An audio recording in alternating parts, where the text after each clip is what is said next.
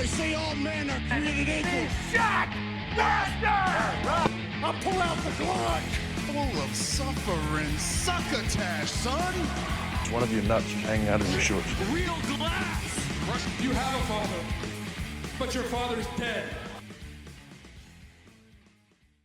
Hey everyone, welcome back to the Too Sweet podcast with Lucy and Estelle. This week, again, we're doing something a bit different. We said we were going to try and do this once a month where we pick a topic and kind of go into it instead of our normal weekly reviews, like doing something as well as that. And this is July's episode of that. By the time this goes out, it'll probably be August. But just, it's July when we're recording, so it counts. It still counts. So with the way that this has worked out, we're not going to get to do a Dynamite review this week. So this is your content for the week, and we'll catch up with Dynamite next week.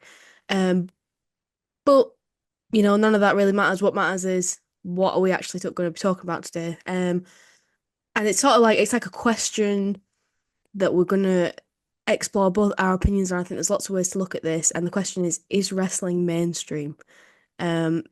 It's something that we've sort of touched on, haven't we, with various conversations that we've had. I think we got into it a little bit when we talked about how SummerSlam was going to be moved to 2 nights long. We talked about what a big event WrestleMania is now, and All In, how many tickets they sell. It sold out in Wembley. That's crazy. And as well, last week, just after we finished recording, it got announced that WrestleMania is probably going to be coming to London. So that as well got us talking, didn't it, about various things like wrestling it does seem to be really popular right now, but the question is it mainstream? It's definitely contentious. Yeah, for sure. The growth is undeniable, but I think where we're kind of coming from the question is obviously it's gaining popularity, but is it is that just old fans coming back? But I guess what we're saying is measuring that up also against the past, and obviously the boom in the Attitude Era, Monday Night Wars, all that, and then where we are at this point, and also what you can define as mainstream. Those are sort of the cornerstones of what we're going to touch upon. But yeah, it really got us thinking. With Nick Khan and Triple H went over to speak to Steve Khan, the Mayor of London.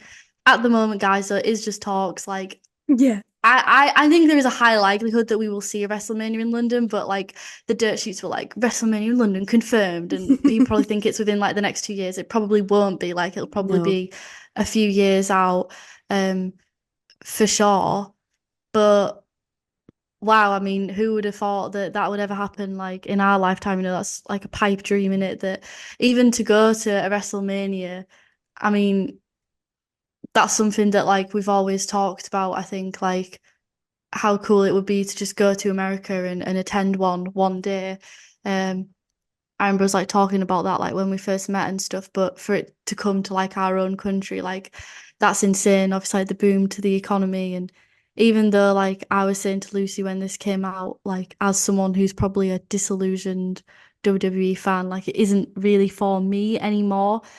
The FOMO that you would get for not going, I just have to go. I couldn't imagine not going. And that's not even including the people who aren't even ex-WWE fans or casual wrestling fans, even just people who have just heard of the names, or just out of curiosity. I think even more so than obviously All In had that to an extent, but I think the widespread mass appeal of it would just be huge. So yeah, I think it really is a great mark for this conversation of, is wrestling mainstream, or is it more mainstream, or is it gaining momentum in the mainstream? Is it a part of pop culture? Well, it's certainly got some growth. Yeah. I mean, I remember about 10 years ago, going to Wembley with my mum, to they do like these tours, like these stadium tours, and being like, oh my God, imagine if they did WrestleMania here, and then I was like, "Pfft, what a silly idea. That's never going to happen. So it's it was funny to me how they were react like you said, they were reacting to three men basically having a conversation as if it's like confirmed, but it's like it's literally in the sightlines, and I think that all of these special events that WWE have been doing now in the UK and also in Europe as well, like in France, and just globalizing in general. I think they've recently done a tour in Japan, just as an example as well. It just proves that they're taking that more seriously, and for that, sorry, excuse me, for that to be financially viable, sort of implies that the popularity has grown and is there in these new markets in these countries. Because obviously the expenses of going to doing a massive international tour and stuff is huge, especially these massive stadium events. And it's amazing that AEW did it. And I think them doing that has also laid the path for WWE to do it as well. Yeah, definitely. And it's like you say, it's not just us like UK people, it's also Europe. You'd have people migrating from all over to come. I mean, even now, like we were saying, oh, we'd fly to America, like if we had the money. It People will fly out for that sort of thing, and especially since it's like the inaugural one, the inaugural WrestleMania, and like I said, all these shows have been doing Clash at the Castle, even Money at the Bank, like one of their big pay-per-views. What a milestone that was, certainly. It's kind of, I mean, this is kind of veering off the mainstream topic a bit, but it's kind of crazy to think just how much growth the product has had, and I'm just speaking strictly for WWE now, since Vince McMahon's departure, we went to the Triple H era. And obviously we all know that in the quality of the show, the wrestling, the writing process, things just having better structure, more long-term storytelling. But not only that, it's like Vince almost held them back, or the people around him as well, the yes men, that kind of the exec at the top, from pushing to become a more global brand. It seems like it had kind of hit its ceiling. Obviously, we got the WWE the WWE network, and that was like whoa. But then ever since then, it felt like we kind of hit a wall with like expansion. So it's kind of Yeah. crazy just to see how fast things have kind of grown. Yeah, I to suppose me, also like the product wasn't very good, was it either? Sorry to cut you off. That also the product wasn't very good, so maybe like that's a part of it as well, like that they couldn't feasibly expand it. yeah, I would think that Triple H is more willing to take these types of risks, maybe like you call them like commercial risks, I suppose. I don't really know. Um, in that, he, like you say, he's probably more willing to listen to people's ideas. I have no doubt he's got lots of yes men, but I think, he's younger. He's not Vince. He's got different perspectives, and he's probably a bit more flexible with that sort of thing. And, since like Black and Gold NXT, he's always just seemed to be more in touch with what fans really want. And I think that like the internet has a lot to do with that. So wrestling is popular these days. Like it's clear, it's popular. Like there's no doubt about that. It's a niche, but it's got a lot of fans. But I think that that's a lot to do with the internet and people it being such an opinionated like and like with most sports, like people want to voice their opinion, people are going to do that online, and then that organically spreads even more. And that's when you get like your indies as well, like getting to spread even more because of the internet and stuff. My point being that I think Triple H is more in touch with that sort of fan base. I think he sees that there's a lot of strength in the internet fans and what they can, they're passionate. They're really passionate. If you're fucking tweeting 70 times per Raw, you're a fucking passionate fan and you really care. And that's like that user generated marketing as well, and you're spreading it and it's free. So I think Speaking Triple from H personal fans experience, yeah. your younger days. Yeah. 2014 staying up till 4 a.m. on a school night to tweet my opinions about how shit Raw is. So yeah. If you think back to how like the 70s and 80s and stuff, like wrestling it was on primetime TV in the UK, like on World of Sport and stuff. People genuinely thought it was real. I think it was on like that 5 p.m. slot on ITV when there was only like 3 TV channels. So that was it was a big part of culture.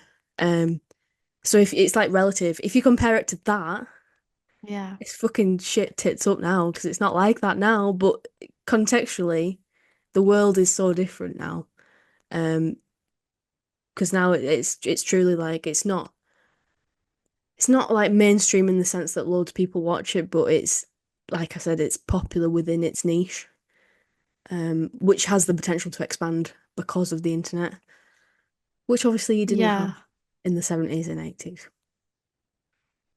Culture is no longer like homogenous.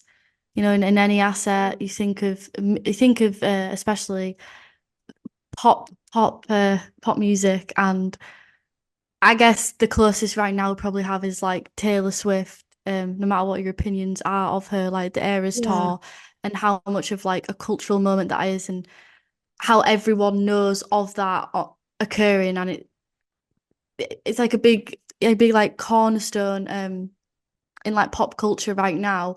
But we don't really have like with music or film or media or anything like that. It's like you said, everything's kind of its own sort of niche. Um, because of the internet, we have higher exposure to all different types of things that we didn't have before. Global music is huge.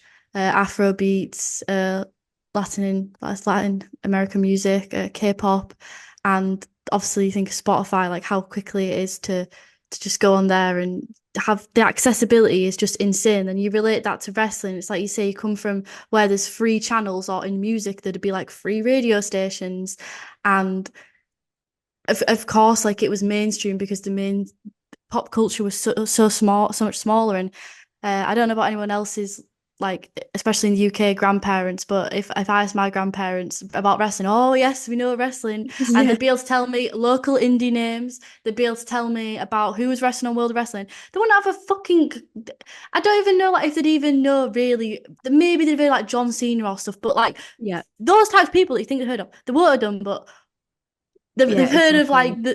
like these niche wrestlers that, but to them like it wasn't niche. And like I say, in terms of accessibility nowadays, the fact that you can just get a subscription and watch New Japan Wrestling, whereas back in the day, you were looking at tape trading, and Yeah. then it's different. It's like I say, it's just so different, and you can debate which one's better, which one had maybe like a stronger sense of community, and what those kind of cultural impacts are on us having lost like a more united sense of culture. But irregardless, like things have changed, and like you say, wrestling's a niche. But then because people are interested in niches, people are now interested in niches of the niche. Yeah. So, and then yeah, it's crazy for sure. Yeah, what you said about your grandparents is so funny to me because I still just always, always they're just like, oh, Big Daddy and Giant Haystacks. Oh Giant yeah. haystack, yes, yes, that is one of them for sure.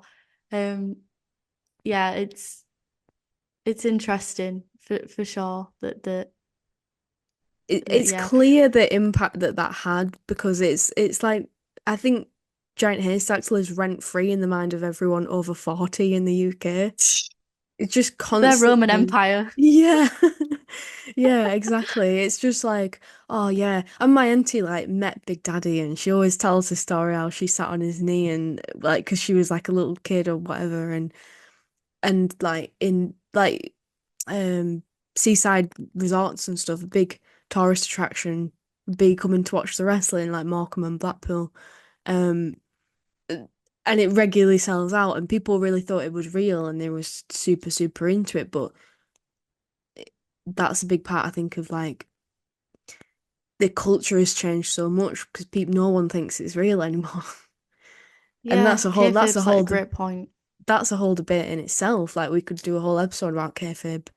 Um, but you know the steroid scandal in the 90s and other various things that happened where Vince McMahon had to be like, well, I have no responsibility over these people because it's not a real sport. And how that had just exposed the business. I mean, the impact that that man had on wrestling is it's unbelievable to think about because WrestleMania 1, huge pop stars on that, right? Like Cyndi Lauper, for Yeah. example, and how Vince obviously tried so hard to make wrestling the thing, like the number one thing in pop culture and entertainment. But I do think that his sort of his scandals, his steroid scandals, it be him telling everyone it was fake, the whole WWF brand controversy when they had to change the name. By the way, people still call it WWF. That's how like out of touch people are. They still call it that. I think Vince tried too hard to make it mainstream, and in doing so, he fucked it up, basically. Yeah, I mean the monopolization, it set it back really because for a while it was Yeah. great, like I said, it enabled that accessibility, buying up all the territories and having all your top stars under one brand, and then having WrestleMania, the Super Bowl of wrestling. Yeah. As you know, they'll love to say that, don't they? Yeah. Bingo card for WrestleMania. Um, but yeah, like. And as you say, also the pop stars, but the wrestlers themselves are pop stars in their own right. You know, Hulk True. Hogan, Andre the Giant, Yeah.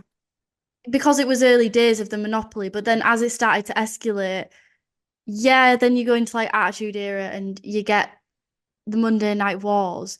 But when that's over and the dust is settled, we get a cool little aftertaste of ruthless aggression. But then after that, and with the sanitization of the product, and that's the only thing that there is anymore. It's just like what do people, if people don't like WWE, what are they going to do?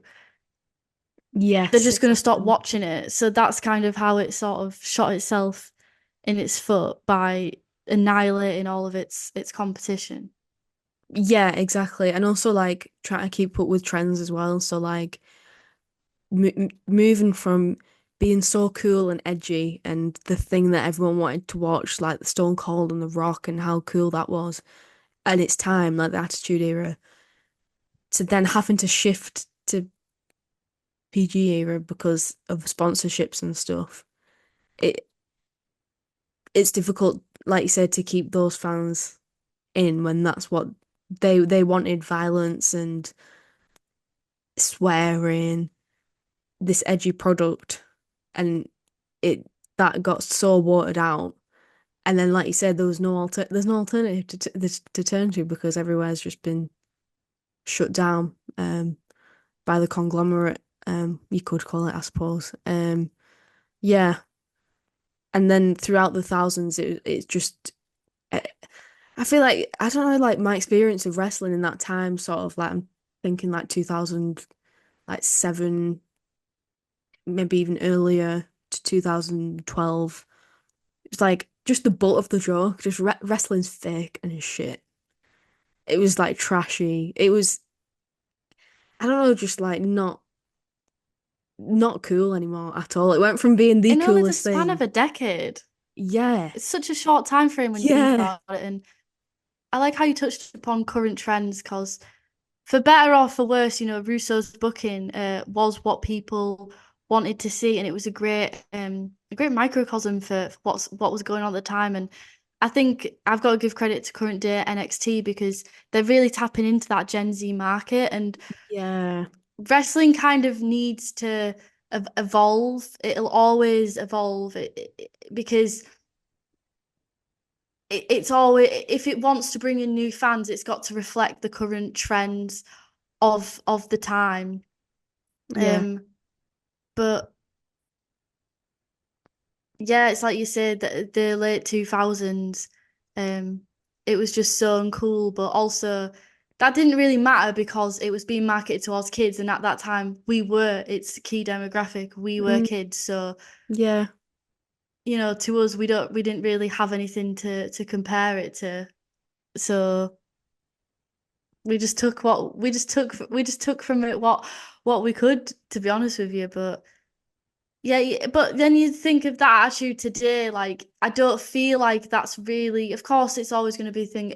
It's fake, but I don't think you see that as much as you used to do, that attitude in the Yeah. mainstream of like it's fake. I feel like if a wrestler's on a mainstream podcast or I don't know, like a news station or something, they tend to take them a little bit more seriously because the Mm, popularity has grown and the demographic isn't as much children as it was before. So I feel like it's got more credibility to it I now. agree. I agree. I definitely get that impression. I think that's through like years of people like John Cena, and like not just John Cena, but various other people who have like gone out in the mainstream and brought some credibility to it, and also as well like the internet. I've just come back to this like wrestling fans showing that they are vocal, and they are adults. Like there's kids who still like it, but there's a lot. It's got, it's one of these nerdy niche interests where you might stereotypically think it's just for kids, but then you look at like, I don't know, like you go to a wrestling show and you're surprised about the amount of adults who are there with the replica belts and things. And I think especially with like All In and stuff, people have begun to realize that actually it is a bit more ma mature than maybe it was thought of um back then. Um, but yeah, I think it is really interesting because I don't know, but I don't know where I'm going now. I've just lost my train of thought. I don't know where I'm going with this. No, I agree, and I think a big part of like, because if we're following this timeline, a big part of the popularity resurgence of WWE and as such wrestling in general, because that time TNA was dead in the fucking water at this point, was the rising interest of these adults who wanted something else, something different, looking towards the indies Yeah. and the explosion that kind of occurred there, and then WWE then going in and trying to monopolize the indies by bringing them under the NXT banner, and also just WWE in general. I mean, the key moments of, we look back now, AJ Styles' debut at the Royal Rumble, um, NXT Black and Gold, not at the start, because obviously that was when they were sort of trying to do the homegrown talent sort of thing with Seth Rollins, the Four Horsewomen, that kind of era. I'm talking about like a little bit after, when you get your Sami Zayns, you get your Kevin Owens, you get your Nakamura's, Mhm. and it's like you said, that only came about because of the fans being vocal about how much they loved Ring of Honor, how much they loved Yeah. New Japan, how much they were loving Lucha Underground, how much they were loving this talent, which then raises the stock of said wrestlers, which then made WWE interested enough in them to sign them, which Yeah. then raised the popularity of WWE. But what's important, I think, to add about that, an important caveat, is that isn't bringing in new fans. That's just bringing in disillusioned wrestling fans back into WWE. That is not bringing Yeah, in it's so different. the mainstream Yeah. casual fan. Yeah, it's like a catch-22 because do you just try and retain all of your existing fans, bring in ones who might have fell off, or do you try and convert people who have no idea what wrestling is, and you just want to attract them to the flicking channels, they come across wrestling and they get glued to it. And that's how amazingly, organically, they become a lifelong fan just by pure chance because your TV program was so enticing. I think that's kind of what Vince tried to do for a lot of like the PG era was like this wacky, goofy stuff. I'm picturing fucking Adam Rose in my head. That's all I can see right now. Just this goofy stuff that's like, oh, kids are gonna Carny bullshit. yeah, that is gonna Kids are like gonna love make this. it's gonna make kids laugh. So that's like gonna bring in the money. But we've seen a shift in that now, but it depends how you look at it. Because would a normal person tune in to AEW by chance and become a wrestling fan? Well, maybe they would if that's the type of thing that you're looking like. If you like people who like action films, for example, it's like an action film. It's violent, or you're into soap opera storylines. It's got drama. It's sport. It's storytelling. Blah blah blah. So I think yeah, the whole sort of like cartoonish bright colors, big characters. It works in a sense, but I don't think that's really what brings people in. I don't think it works as well as maybe it was thought to do. I don't, but I could be wrong. But I think that my point being that the wrestling that we've got now is appealing to wrestling fans, but I don't think it's unappealing to non-wrestling fans because I think a quality product would bring in an open-minded person.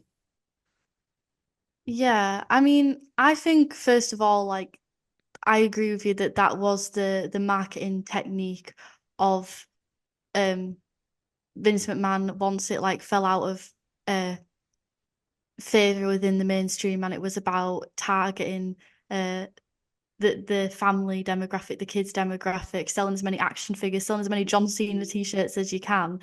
But nowadays we've seen such a decline in ratings. And obviously, people, like you said, you cannot underestimate the role of the internet, the role of TikTok, the role of social media, the role of viral clips and viral moments and short form content that gets people hooked. I don't think anybody is sitting flicking through channels and is gonna become a fan because that just isn't like It's if not there's how people, ads, most people have like they could just like fast forward through it or like not how pause it and then people fast forward through it consume later. these Like, things. yeah. And also, I do have to kind of disagree with you that although I totally agree with what you're saying, I do think that the carny bullshit is what hooks people in because I think a big part of what has gotten more casual fans is the Rhea Ripley and Dominic Mysterio. That storyline has Yes. been dynamite since the moment it started. It hooked on to that the stupid trend of big titty mommy goth GF bullshit. Okay, Yeah, it hooked onto that, right? so true. And it that Rhea Ripley has mass appeal because of that to a certain audience of the male the male the male species. But And you also know, that bisexuals and isn't. lesbians. Oh yeah, for sure, for sure. She's for the girls, really. But you know, like that isn't a wrestling storyline. That is not like a. Oh my God, like guys, 5-star match. Like Yeah, Meltzer gave it true, 7 stars. Like that isn't what's drawing people in. I think true. for the casuals, it is like the drama and like those kind of storylines. And I'd love it if we lived in a world full of open-minded people. True, but we But don't. I just don't think that. And when you think of yourself when you got into wrestling as a kid, but I think even if you weren't a kid, like what drew you into it? Was it like the matches? It was the storylines, it was the characters, and then like the appreciation of the sport kind of grows after because the match True. is a means to an end. The match is simply just a means It's a to carry the vehicle. storyline. It's a vehicle, yeah, and you can pimp that vehicle out. You know, Mhm. you can make it the swaggiest vehicle about with all the flips and tricks, but at the end of the day, like you have to feel something to care about the finish to then care about the storyline Yeah, moving forward. So I agree with you. I think I think kind of what I meant was more like the comedy, stupid, like clown oh shit. That's not going to make people yeah. watch. I mean, like the bunny. Do you remember the bunny? I don't know The if AW bunny, the no. I bunny, the mean the Butcher, the Blade. WWE one, the one like literally a person dressed as a bunny. Do you not remember this? It's just have Rings I a made this up? bell. Have I made this up? Is It this a rings a fever bell. dream? Um, It was I all a don't. fever dream back then. Yeah. Nicholas the Child, James Ellsworth. I mean, Adam Rose, Funkasaurus. It was Yeah. just, it's like war flashbacks. Yeah. Yeah. Precisely. Hornswoggle. I mean, great wrestler, but the stupid shit they did with him. So yeah, like these When they cartoonish went to the characters, court. that's not gonna like bring. That's not gonna be like, oh my God, oh, I'm so invested in this. But yes, good stories will for sure, and like effective characters will. I think R Rhea Ripley though, that just because you mentioned Rhea Ripley, she went viral like ages ago just because she's hot. And not that sounds like I'm reducing her just to her looks, which I'm not. But I just remember being on the internet at that time and speaking to people, and they were like, "Oh yeah, I seen that." I said, "Oh, you like wrestling? Do you know Rhea Ripley? Oh my God, I love her." Um, because she's because they'd just seen pictures of her and they thought, "Wow, what an amazing specimen." Which yes, she is, but not that I'm reducing her to that because she is obviously much more. But No, I but that's what think people that get attached. If people that's what haven't people watched get it, that's attached to. aesthetics of what people are gonna, and obviously Hmm. that is a very popular aesthetic, and like, yeah, of course, people are gonna be drawn in, and then also they've got this Coronation fucking Street style soap opera storyline, and Yeah, Liv Morgan coming into it as well, and all that. Like, it's not for me, but it's not. it's for some people, I haven't and been it's for enjoying it. a lot of people. So, Um, I've and the been ratings don't yeah, lie, do they? So I've been surprised by the amount of people on Twitter and stuff who I've seen like genuinely like theorizing and getting really into the story. Whereas I watch it and I'm like, this sucks. But then I'm like, okay, so it's not for me. I'm not the intended audience. That's fine. I'll watch something different. That's yeah, okay. That's the nature of wrestling. it's like Russo said as well, that it's not that kind of fails because they don't break the fourth wall. You know they've got partners at home, so Yeah. it kind of takes you out of it. Like Russo's like, bro, they need to get their partners on there. They need to like have the divorce or something. I'm like, yeah, like if you're gonna commit to the full bit. I think as well what's quite interesting is the fact that we've talked about Triple H and the different way that he's taken WWE. Like the product is he listens a bit more to the fans. He's more in touch. It's sort of more wrestling sort of driven, like giving the fans what they want type of thing, rather than trying to appeal to casual fans in that sort of cartoonish sense. Um, but also, how interesting is it that the WWE network, right? So we touched on that earlier. That was created, and that was like this amazing big library of loads of wrestling content, more Nine wrestling ninety nine. content. Yeah, do you remember that Do you song? remember when that? What Yeah, song? they did a 9.99 song I because don't remember that. That's locked out of my memories, but I remember being absolutely hammered about that first Raw when they yes, first announced it. You could just tell Vince was on all of them down the fucking headphones going 999, 999. And it's just like, Michael, oh my God, it's just, oh. yes, Please yes. sing the song for me. I won't be doing that, but you can Google it. I'm sure it'll come up. I'm sure they played it on Raw. Like, I don't think it was just a fan thing, or maybe it was. I don't think it was. But anyway, so yeah, when this launched, it was like, wow, this is like Netflix for wrestling. It's this huge library of WWE content, everything in one place. And at the time, it was amazing. But reflecting on that, only wrestling fans would ever subscribe to that, right? Only like your diehard wrestling fan would ever part with 9.99 a month for this. So that's not mainstream appeal. That's That's target. They know who their target audience is for that. That's these lifelong fans who want to watch old stuff. That's your hardcore fans who want to see every pay-per-view live and they want to watch all the documentaries, stuff like this. Now we're kind of going the opposite way with it, with the Netflix deal, and Raw and SmackDown, all pay-per-views are going to be on Netflix. So that's one of like I think I don't know the stats, but I think it's like one of the most popular streaming services, like if not the most popular. So that's surely that's tapping into the mainstream and that's trying to get more people in. So do you think that more people are going to watch wrestling with it coming into Netflix? Absolutely, yeah. I think like a huge thing is the accessibility thing. Um, Before this WWE, even just Raw and SmackDown, it's in the UK through Sky, Yes. which is It's it's actually cable that BT you have Sport to. now. Oh, BT Sport, my bad. Sorry, I'm still living in 2016. BT Sport, but is BT Sport Freeview? I know. So So yeah, so it's Sky still and cable. BT are both like they're competing with each other in Oh, well, WWE. there you go. Like I'm totally out of touch. not long after BT like set up, because this wasn't that long ago, really. Like I'm talking maybe in the I don't know, past 8 years or something. WWE pretty much jumped ship straight away to BT. So I think it's more expensive than Sky.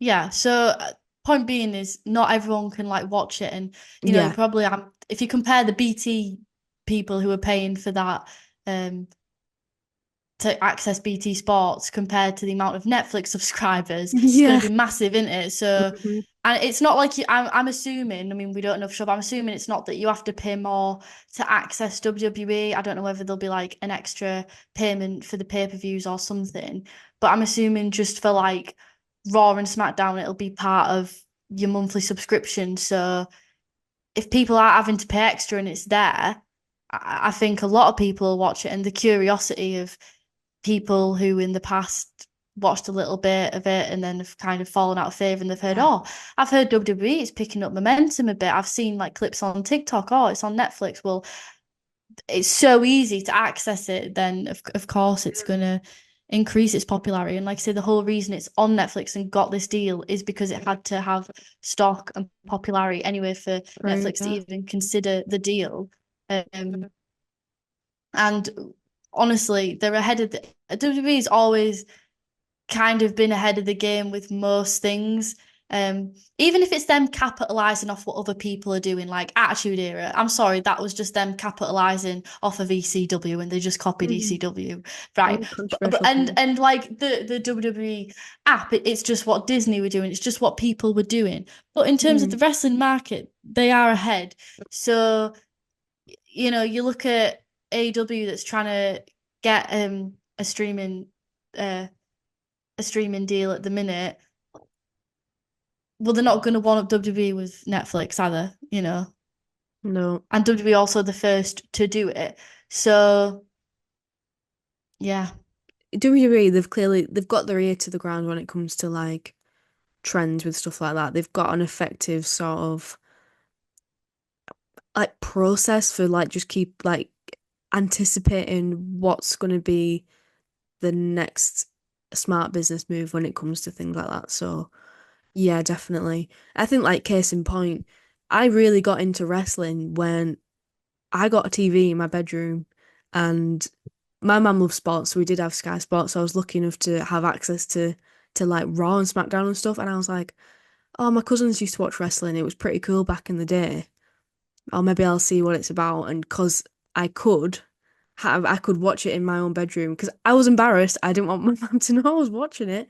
But because I had access to it and I had like some sort of previous exposure to it and I was curious, that's where it all started. And that's how it, sort of spawned into what we have today. Like it just escalated from there. So yeah, I think, more people having access, really easy access to it is gonna hopefully boost it a lot. But I know what Netflix are like in terms of cancelling stuff and axing stuff off without warning and stuff like that. But I'm Yeah, but it's excited. not a TV series. They can't just, Yeah, but oh, we're just cancelling WWE. oh yeah, but what I mean is like taking it off, like, I don't know. I don't think that's going to happen, but just You know, always a bit skeptical. I'm skeptical because Netflix cancelled Glow, and I'm still Yeah. bitter and salty about it. Um, Everyone's got a Netflix series that got cancelled and yeah. all just got fumbled. So, hmm you know, Yeah. I'm curious to see how they handle it though, because like you said, I don't know if they'll. Because surely pay-per-views, like WWE's got to still make money from them. They can't be giving them out willy-nilly free on Netflix, surely not. I don't know how that's going to work. I'm curious that to would find be out. insane if, like, I wouldn't be surprised if I'm assuming though that it is just going to be part of like your monthly subscription. Yeah. But then, do you have to pay extra to get the pay-per-view? Because like a pay-per-view is a step up from weekly TV. So then Yeah. it kind of devalues a pay-per-view. Um, it kind of, I don't know, like dilutes it. If of course I want to live in a world where everything's free, guys, and like you just get. But then Yeah. if the monetary value of something is the same as everything else, then Yeah. that will kind of shrink the perception and the value of it. I think WWE would be fine even if they chose to do that. Like they're still going to be afloat, and Yeah.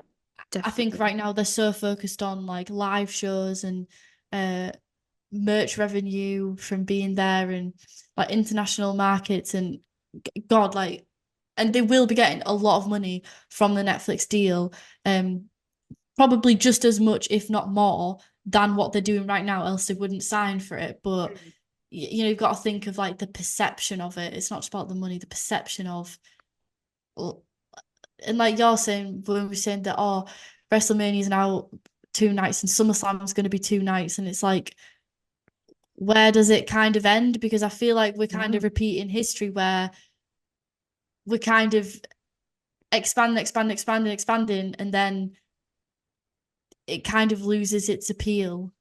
Yeah, it's like quantity over quality, which is not what you want at all. I I hope that it's not a case of like if the pay-per-views are available on Netflix that they're just going to reduce in quality just because they're not as special anymore. Like you say, if you like exactly the right point, if you're putting them on the same level as everything else, that's bringing the pay-per-views down. They're meant to be like, oh, sorry, they're not called pay-per-views anymore. They're called premium live events. Yeah, that's Um, how I know like difference between like Gen Z and fucking Gen Alpha, like PLE. Like fuck off with your PLE. It's a pay-per-view. And another thing is, how is the live aspect going to work? Because Netflix doesn't do yeah, anything live. that's what I was gonna say. I don't understand. They never ever do anything live. So is it? I wonder if they're gonna do something like you pay to watch it live on some other platform, and then a certain amount of time later it'll be available on Netflix on demand.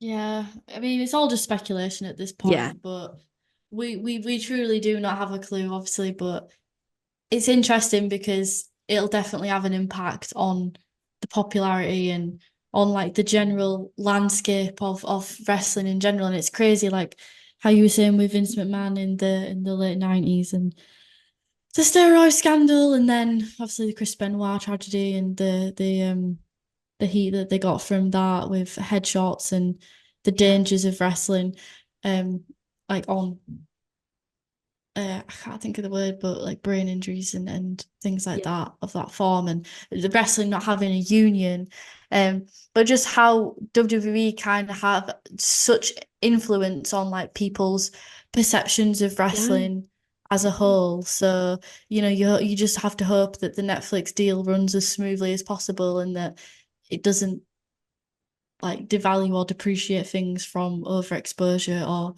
like you're saying, like quantity over quality. Mm, yeah. I think that's such a good point that WWE has such control over how people perceive wrestling as a whole. So, I mean, best case scenario, it goes really well.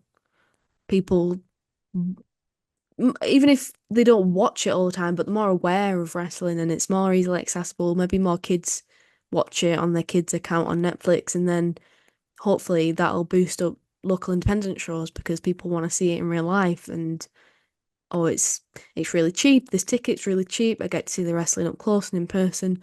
Best case scenario, that's what happens. Hopefully, keep my fingers crossed for that.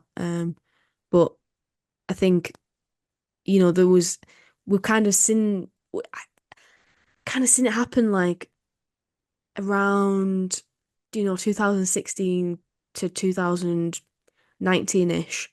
Like British independent wrestling was experiencing a big boom period. You know, there was Progress Wrestling doing absolute bits, selling out massive arenas. WCPW was really popular. Those like YouTube channels as well, like What Culture, obviously were super, super popular in like the wrestling space. Um, and you had these independent shows like loads going on. They were selling out, and then it's a series of unfortunate events that led to that going entirely tits up in 2020 when WWE invented NXT UK, which poached most of the best talent. Then COVID hit, and then Speaking Out happened, and that fucked everything up. So it's kind of like wrestling kind of goes through these peaks and troughs of, and it wasn't, just isolated to the UK as well. Obviously, in the US, they were impacted by COVID as well, and Speaking Out, etc. And also NXT poaching the indies to some extent, you could argue. So it's the same things, but you have these like peaks and troughs. It's like good thing, bad thing, inevitably follows. So I think at the moment we're kind of on a peak because luckily, like the UK scene, it recovered miraculously from that. Lots of people still argue that it's never going to be as good as it was back then, and it's shit now compared to what it was then. I can't really speak on that because I wasn't really heavily involved back then, but there's a lot of shows going on weekly in the UK that are really good quality. There's amazing talent on the scene, and I mean, just all in weekend, there's like 10 different independent shows going on with amazing names on them that are charging quite a lot for tickets because they damn well can, and they know they're gonna sell a lot of tickets. So that recovery is quite amazing. So now I think we're heading upwards, but I'm anticipating the downwards again. Yeah, for sure. Like, and one of the things I think that'll be the cause of it is that oversaturation of Yeah, there is just too much to watch. There is too yeah, much content. You can't, like, for me, I had to choose. I chose AW. I chose that is what I'm going to watch every week. yeah, And obviously the podcast, we chose that like consciously. yeah. This is, we can only, if we You have the can't. capacity to follow Yeah, one promotion, we will follow AW tightly and we will review it. And we'll keep an eye on everything else. And obviously, yeah, that's kind of it's how it ended up being. But, yeah, you know, it's hard to I think predict. I worry as well for all these people who, as it's growing in popularity, there's like various subreddits, like there's a subreddit on Reddit, I think it's called like Reddit School, and it's people like go on their training to become a wrestler and their experience at wrestling school and like their Mm, first matches and just giving advice on like the various indie scenes in America and yes. the UK and just how much that's grown and like how many people. I mean, great business for the schools, like you say, popping with the indies. There's promotions in the popping up on the UK all everywhere. The Yeah. production quality is insane, but oh, it's just Is it too it's much? too much, and it means people are having to do more and more on the indie scene, having to, you look at like wrestling as a whole. You go back to the 80s, how simple like a leg drop and elbow drop and like that was Yeah. enough. You know what I mean? Like now, what you have to do to get the crowd's attention is insane. So I think like that's like a big part of it is like the overexposure and people getting sick of it. Um, and also like my other concern of how we're gonna go down or at worst or at best plateau is the fall of AW, and I despise people who wish for the downfall of AW because even if you don't Why? like the product, the competition is the best thing. It's like been the Exactly. catalyst mainly for WWE's growth, That's and then that's kind capitalism. of That's the basic promoted theory of like. capitalism, that competition makes everything better. And in wrestling's case, I think it definitely does. And I know kind of contradicting myself there, like overexposure, there's too many titles, there's too much. But then on the flip side of the coin, it's like once you get that big secondary competitor. And when I say competitor, I don't think like AEW is like a threat. AEW is going to overtake WWE. I think when it first started up, and especially like 2020, 2019, like it was so hot. And I think had things not gone the way they went with Vince McMahon, I think that, they could have been doing as well as WWE and eventually overtaken the market. But I don't think as of right now or in the immediate future that's ever going to happen. Mm. Because like you said, WWE is a conglomerate and AEW is, I mean, you can wax lyrical about it. We all know that AEW is for the fucking marks, for the internet fanboys. For the sickos. But for sickos. But yeah, I mean, I think if AEW does go under, it'll be a great boom of like, oh, let's snap up all the talent and we get all these fresh storylines, but when the dust settles and there's nothing to like measure it up against, it then goes back to that circle of I don't like WWE anymore. What am I going to watch? Nothing. Yeah. I don't really do. I agree. I don't understand why people would wish for the downfall of AEW. Like it, it's simple. Like even if you don't like it, I'm sure you like one of the wrestlers who's on there, and you just want them to be out of a job. Okay, cool. You seem like a nice person. But yeah, it's again, you don't want that to happen where the best talent gets snapped up probably to WWE and people go elsewhere. Yeah, it's not gonna happen though. With Manifesto, it's not gonna happen. But I think like, AEW doing Wembley, that's it was a ballsy thing to do and it paid off. So I think that speaks to, I know I mentioned this before, like just speaks to how popular wrestling is. It's got that such a strong niche following, and obviously AEW did a great job of pulling in some casual fans to that show. And I think people have a criticism that AEW isn't for casual fans. How could a casual fan possibly understand this? Well, it's obviously worked to an extent. I get that criticism sometimes, but I think some people are way too harsh with it. But it's nice to have that pipeline though, isn't it? Like, say you're a casual fan or an old wrestling fan or disillusioned, you get back into WWE, you enjoy the product, but like you want something deeper.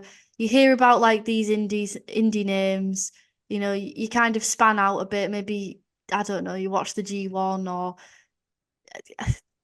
I don't know, maybe someone comes into NXT who's like an indie darling and you go back and like watch where they've come from and then you discover AEW and then like that has more of like an appeal. Like for me, like being a wrestling fan since like being a kid, it was really similar. It's like WWE was the only thing. And then there was like the indie craze of like the mid 2010s. I kind of fell onto that and like my appreciation of wrestling. I'm not saying like it's so pretentious, like I'm a better wrestling fan because like I watch like all this other shit, but I just think like it just lended like a deeper appreciation for it, and I love every part about it. Like I love speculating, I love the forums, I love like the review format. Not just obviously we create that content now, but watching that content and Yeah. it's just made my love for it grow even more. So I think like it's great that something like AEW does exist because it's like music. If you get into like rock music or metal, you're just gonna go heavier and heavier and heavier because if you hyperfixate on something, you're just gonna want to like scratch that itch more and more and more and consume more and more. So I think it's great that like, best case scenario, like you said, people go to like a Wembley event or, they just flick on the channel and see it. But even if it doesn't happen through that pipeline, I think just through being a fan and naturally like we said at the start, you start off by going to storylines, then you go into the wrestling, then well, if you're into wrestling, then what better places than AEW because that is just wrestling. Yeah, and it's like a vortex, that's maybe the wrong word, but it's like you get sucked into it. So like you start watching one show and then you go see what people are saying about it on social media, and like you say, you go watch what they were doing before they came to this company, and then you discover so many other wrestlers and other companies through that, and then you get talking about it even more, and you get, yeah, like you say, you get properly sucked into it. So it's great that AEW can be sort of like a bridge for that to happen for some people. Um, I've met a lot of wrestling fans who said to me like, "Oh, yeah, I went off it because I didn't like WWE. It was really shit, and then I started watching AEW, and I've got back into it, and I think it's really good." Um, so that's people of a certain generation, I think, as well, like a bit older than us, people who were maybe really into it in the Attitude Era, and some of the like ruthless aggression, and then really fell out of love with it, and now AEW like appeals to them, which I think is interesting. There's definitely like generational things to it as well. I think Yeah. well, it's quite obvious WWE has like a younger audience. I think that's maybe why, as we get older, it's it's just natural. It happens, like things aren't really it's not targeted at us anymore. I get that with WWE. I'm watching it, I think this is so cheesy. This is crap. This is cringe. But then I go on Twitter and I'm still very much in that space of everyone's talking about it, and people are really into it, and there's memes about it, and it's viral on TikTok, and I'm like, oh no, I'm out of touch now. Yeah, you are the boomer. But also, it's like it works both ways, doesn't it? Because when AW started, it was red hot, and then I think, especially like as WWE kind of not poached, because I guess they kind of left their own free will. But I think Cody leaving was like a big one, and then Mhm. obviously CM Punk, and then fans left with them, and then started watching WWE. So it kind of like works both ways. But yeah, I think it's like it's a cycle in it. It's just a part of it is like that is what that is the reason. It's a double-edged sword. That's the reason why WWE is the more popular brand, and it's the reason why it will grow, and the reason why AEW never will is because AEW is just there picking up the pieces of nostalgia. It's trying to appeal to fucking hell, like Sabu going through that fucking table. Like the Sting, like it's Very trying to much. appeal to that like nostalgia, but then it's also trying to capitalize on the newer indie talent that's like a different that their wrestling style would never be, and those characters would never ever be allowed to wrestle in that kind of format on WWE television. There's only a Mm. select number of AEW talent that I think will be able to hack WWE, and that's no discredit to them. That's just the discredit to the style of wrestling and the style of performance that would be required of them. So, but yeah, that's going to appeal to like people who are looking for, as this is an alternative, or people who, like you're saying, are a bit older. And but when we went to Wembley, like you barely saw like any kids, Yeah, did that you? It was was like it was like all adults, that was the older than shocking us. thing. That I found that quite surprising because I've been to a couple of WWE events, and it's mainly kids. It's mainly parents taking their kids, and that's like where you get the bulk of the ticket sales. Because when you have kids, you sell two tickets at once. But you, there was none. There was like basically none, and I really thought I didn't expect it. I don't know why I didn't expect that, but I did find it quite surprising. Um, it, yeah, it's just not what AW is trying to do with like bringing those kids. Um, yeah, it's very interesting that. Um, and as well, just what you said before about it becoming sort of oversaturated. I think it is even harder now for wrestlers to, even though there's loads of opportunities now with so many independent companies, it's even harder to make it as a Yeah, trainee wrestler because there's so many people. competitive. It's so hard to stand out. But that's why AEW is great because you've got another huge thing, like a huge company to aim for that has a huge platform that will be on TV. So it's not just everyone trying to get to WWE. You've also got that to aim for too.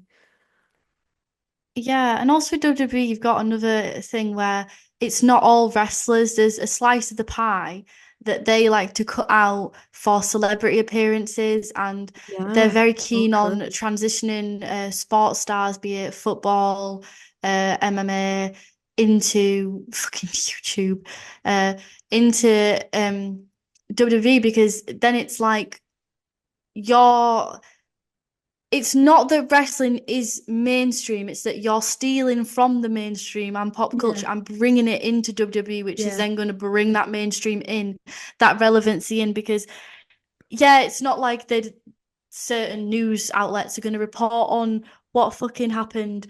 I don't know, WrestleMania, but then I don't know if Bad Bunny's there or Logan Paul or when Ronda Rousey crossed over, then suddenly there's a greater chance reporting on that. But then it's kind of a shame because I'm not saying that these people don't deserve a space or that, that's always been a part of it. We've had it has. Yeah, Snoop Dogg, Snooki, Donald fucking Trump. Like, it's always had a Pitbull. part of it. Pitbull, God bless him. It's always had like a part of it. But then that's also cutting away at, like, if you want to make it and then your spot on the card is being filled up by like some like sports star or Yeah, NXT, like you went for a tryout and you have absolutely proven your fucking ass on the indies, but then some footballer or cheerleader or model just takes your spot because they have the look or they have like the um, trainability. I mean, yeah. So it's it's tough. rough. It's so rough. I guess that's again one thing that AEW doesn't do, and that's maybe speaking to either of us. There's not kids. There weren't any kids at Wembley. Oh my God, sorry. There's just a bug on my desk. I'm just gonna hide it with my Ugh. notebook. Gross. Um, maybe that's what there's not kids at AEW shows because they're not being pulled in by fucking Logan Paul going into wrestling. It's wrestlers who you know have done other wrestling rather than doing pop culture stuff. Um, and WWE's thing that they've always wanted to do is just make bring like it's like this cycle, bring in existing celebrities to get those that PR that you said, um, as well as bring in potential celebrities who you can create to become a celebrity who will then go out and represent WWE in the best possible way in more PR opportunities. So that's like people like I'm thinking like Bianca Belair just seems like a solid example of that. I don't think she was a wrestler before the Performance Center. I think she was like She was scouted. scouted by Mark Henry. Yes, I I think he like saw remember. one of her videos and was Yeah, like, "Get your ass to WWE. You need to be a wrestler." yeah. So like, and she now is one of the biggest like advocates for the company, like representing them in all sorts of different appearances and stuff. And she is a star, which she deserves to be, incredibly talented. But it's just like this ability to spot these people who they see as has this star potential, and it's not For really, WWE, yeah, for the for brand. yes, exactly for the brand. It's not really necessarily the wrestling. It's the look, like you said, the trainability, um, and that natural sort of star aura. So it's all about staying as popular and as relevant as possible to build that awareness amongst like these casual viewers and try and get more in the mainstream. But I don't, WWE's never, wrestling as a whole, I don't think is ever going to be something, like on the level as like even like boxing or something like that, like people talking about it down the pub with the mates casually. It's never ever going to be that to me. It's too Yeah. much. But I think that's the aim of WWE, but to me that's not possible. But also, like, it doesn't, even though now with the Triple H approach, it's been like trying to approach it from like a more sport feel. Yeah, You can't undo shit like Total no, Divas. You you can't undo can't. like those types of things, which I fucking love Total Divas, no shade to it. But Same. what I'm saying is, like, if WWE is desperate, it's such a desperate thing because it will as we said, it will promote and it will do anything. If it's mainstream, even if it's on the fringes of mainstream, if it has anything that could gain wrestling relevance, it will cling to that. And which is the nature of the beast. It has to do that because, like you say, it's never going to be anything that, like, down the pub, like, I'm sure people watch this are like, oh, down the pub, like I do, and respect Yeah. that. But you know what I mean? Like, Yes. it's not like down the pub, like, oh, I've fucking placed a bet on this. I know that does happen, but that's within like your nerdy friends. We're talking about, you know what I mean? Like people, like it happen. Well, what we mean is like it happens a lot every day in large volumes with people who aren't nerdy wrestling fans, like your blokes, your Facebook mums talking about, oh, have you seen what John Cena's been up to? No. Even with Tyson Fury getting involved, like, oh my God, totally forgot about this. But like they try to get Tyson Fury on WWE. This man, call him by his is proper name, the Gypsy King. yes, that Call him by person, his WWE moniker. his Thank you his very full much. title. He is like pretty close to like a household name in the UK, Oh, definitely. but For he sure. hasn't. I don't think he brought any ice to WWE, really. I mean, he sang bloody American Pie in Cardiff. What was that about? What the fuck was that about? Sorry, like go off on a tangent. That was horrific ending to a pay-per-view. But yeah, I mean, so bringing him into WWE hasn't done anything for it. No. No, and it's not like when Tyson Fury's got like a boxing match, everyone's talking about it. Like you go to, if I went to work and Yeah, Fury's fighting, I will be, people around me will be like, oh, who are you placing your bet on? yeah, you're Da, da, watching the da. fight. Are you watching the boxing tonight? Are you having a Chinese? Are you watching boxing? Do you know what I mean? No one's like, oh, mate, who's gonna Roman Reigns versus Cody Rhodes? Oh, I'm getting an Indian off, placed a bet. Like, it's just the nerds will, but Yeah, like the day-to-day people, like that's just not, it's just not the, yeah. it's just not the vibe. It's not a conversation that's going to come up between your average sort of. You and your boss. Yeah, exactly. It's not office chatter. It's not down pub chatter, you know. It should Uh, be.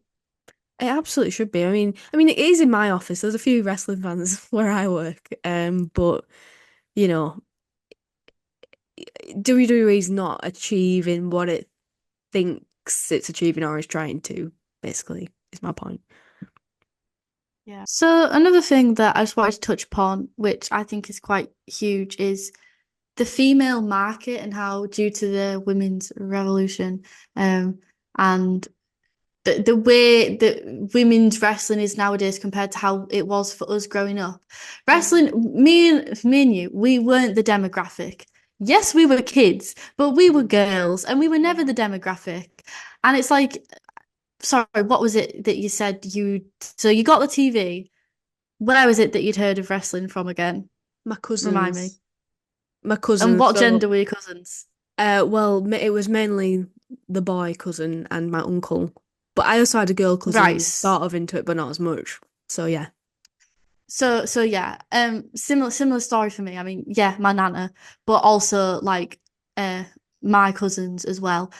And you know, we just happened to stumble across it and things. But you know, even when you'd go on and you'd watch TV and there'd be like a WWE advert mainly for like an action figure or something, it was very like male centric. And then you'd watch it and you'd be like, oh, well, where's the women's wrestling? You know, does a girl wrestler exist? And then out would come Eve Torres and she'd twerk and do a moonsault, and you'd be like, this is what I've got, so I'm gonna make the best of it. And I wouldn't trade my lay cool for the world. Like, yeah, you know, that was just what I had back then. But yeah, compare that to now, and the little girls can watch, and like there's people like Bianca Belair, and not only just girls, like you know, girls of all different ethnicities, that little black girls can watch Bianca Belair do what she's doing. Like, I think you cannot, Jade Cargill, you cannot underestimate the power that holds, and the influence that holds, and that's a whole new market that you're then tapping into which is going to acquire more popularity. Exactly. I think that wrestling's greatest like potential, its greatest strength is the power of representation and like I because it's fake, you know, you can have the tiny person defeat the massive bully who's 10 times bigger than them. And what a powerful message that is for kids who are watching it. So I totally agree with you. It's so important and so powerful that we've got positive female role models now who are showing little girls that like you you can be athletic, you can be strong, you can be powerful, you can be, confident, you can have personality. Everyone's different, everyone looks slightly different, but we're all unique, but we're all valuable and stuff. I really do strongly believe that if wrestling is like as a power for good, that is its biggest strength. And that's why one of the only reasons why I would advocate like I want wrestling to get more popular because I think that has potential to be really positive and for that message to positively impact young people. I remember when I was a kid, like one of my earliest memories of wrestling is watching it with my cousins at my nana and granddad's house, and there was like a women's match on, and my granddad was like, "Oh, that's disgusting. Oh, we don't want to be watching this." Like, just that negative association of like, why are women fighting on TV? And they were probably, it was probably like a 2-minute match, and they were probably ridiculed because that's what it was like at the time. Like this is like early 2000s-ish.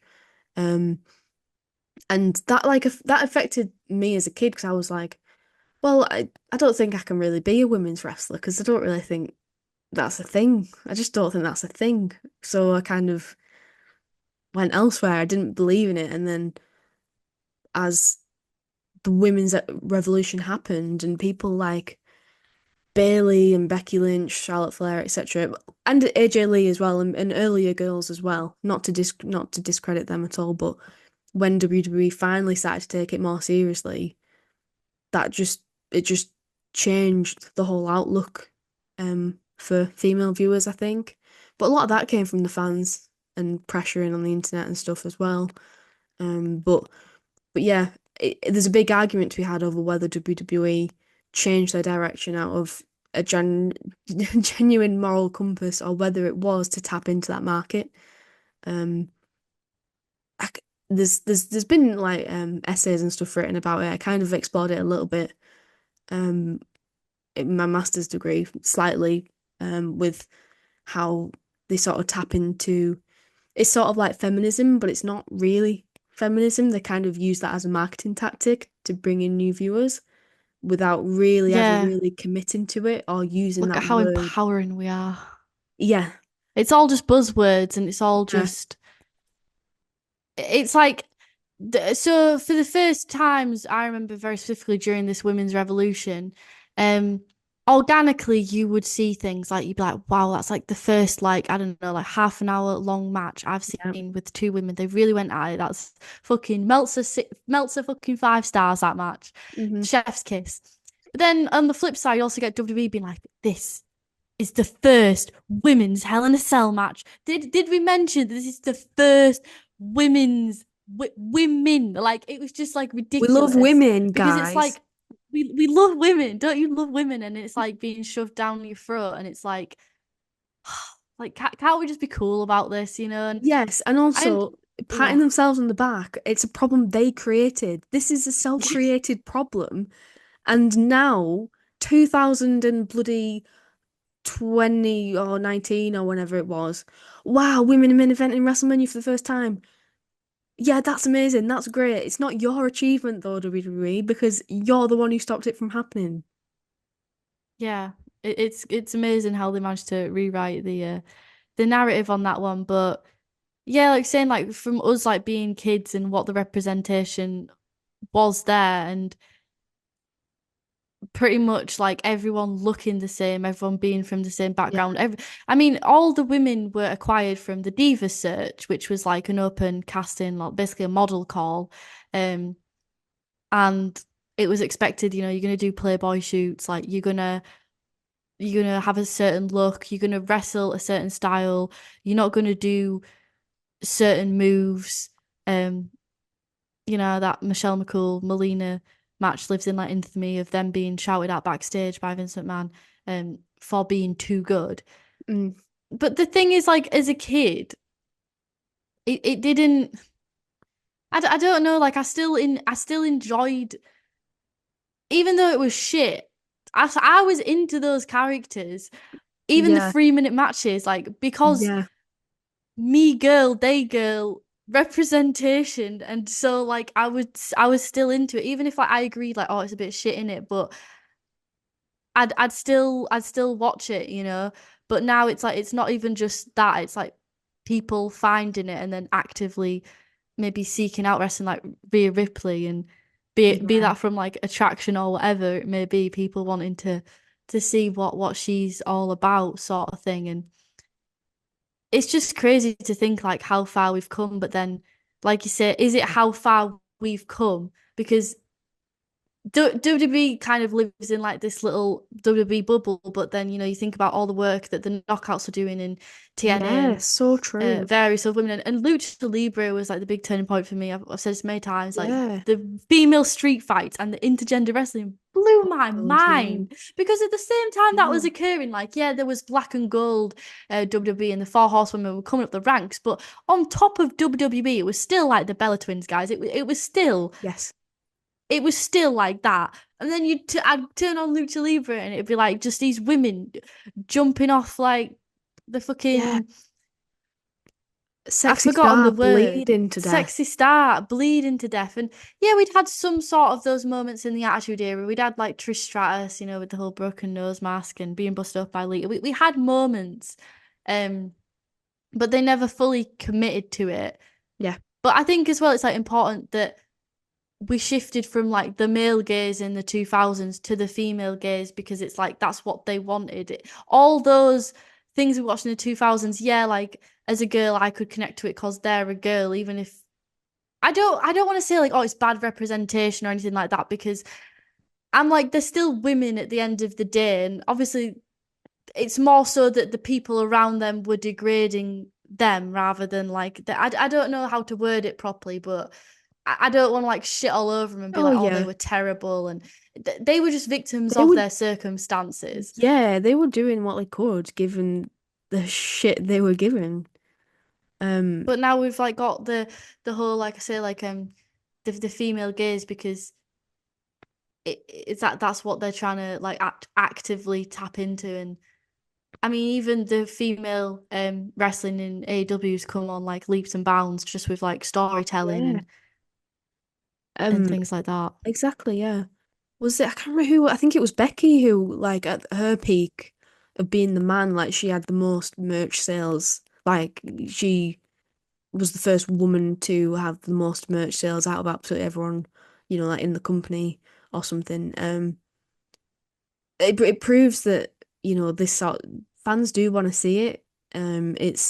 It's how you deliver it that matters. It's not the gender that matters. It's the stories and the characters, the quality of the wrestling, etc., which women have time and time again proven they can do in other companies, like you mentioned, Lucha Underground, fucking TNA, the Knockouts, etc., etc. Lita and Trish, when they were given the ball, they fucking ran with it and they were amazing. AJ Lee, she was so popular. I think it was Raw's 1,000th episode had like the biggest viewership for so long at Raw, and she had like a wedding. She was getting married on it, and that was like the highest viewed segment. Like she brought in so many viewers. She was really popular. So it I don't know why. Well, I mean, I do know why. Like obviously, just sexism and being daft. WWE took so long to realize, oh shit, yeah, we'll treat them equally. You mentioned the Diva search and stuff, and I don't know if you can be able to see this.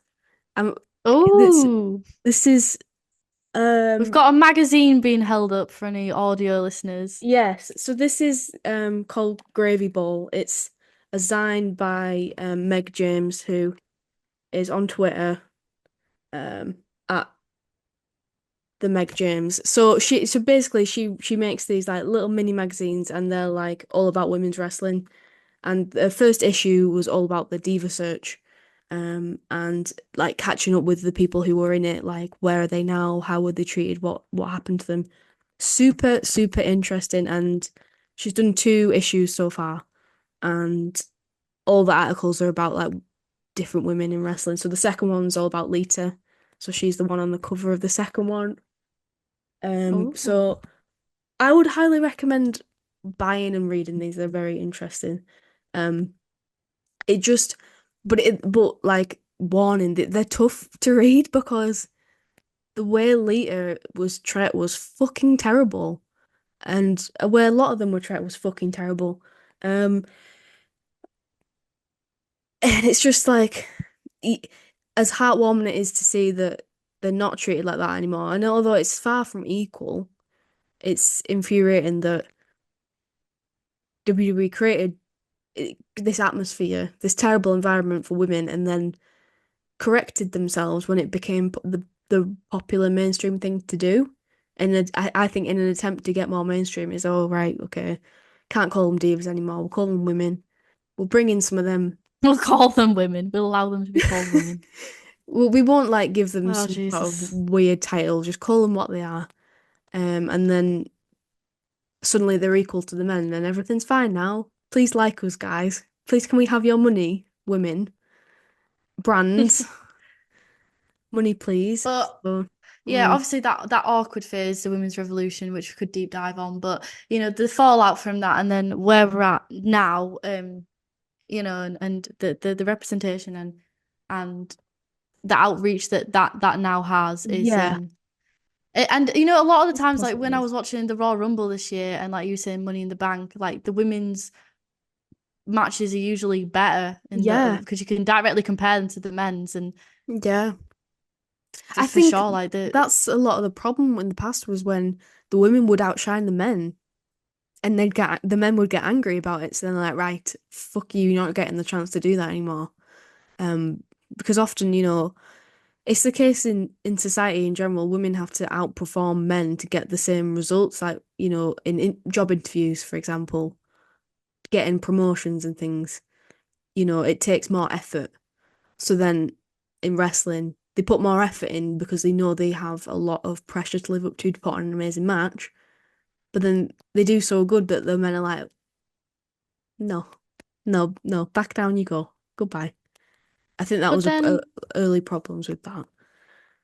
do you also think that with the 2000s, like WWE being a reflection of pop culture, that it I agree that WWE created that problem themselves. WWE could have remedied it within WWE. It didn't have to take on the outside influences, and it waited until the outside world had caught up with attitudes. Because when you think about the 2000s for women and the kind of culture that surrounded it, the size zero culture, eating disorders, Yeah. magazines, like I'm talking like gossip magazines, the hypercriticalness of women, the pick me fucking it was pick me central in the 2000s, you know, Yep. and we didn't have like the diversity, and you know, you watch like a comedy from the 2000s and people go, oh well, you couldn't say that nowadays and you couldn't do that nowadays. Yeah, You know, it's like the same thing though in a way it of like is. WWE just being a reflection of why and wrestling as a whole.